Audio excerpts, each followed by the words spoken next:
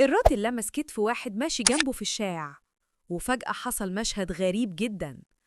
أي حد يتحرك يموت فورا. الناس كلها وقفت مكانها كأنهم آلات متجمدة. حتى كأس النبيذ الغالي كان بيقع بالبطء كأنه مش عايز يتهدر. العالم كله سكت فجأة، سكون مرعب.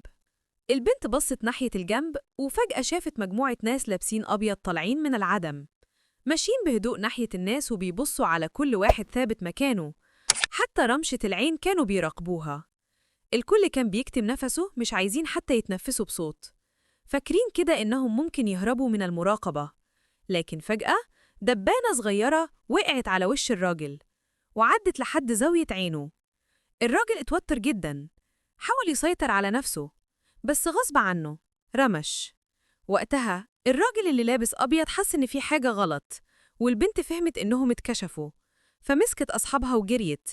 هربت بأقصى سرعة وهي بتحاول تبعد عن المكان، لحد ما وصلت لبيت آمن بعيد عن المدينة.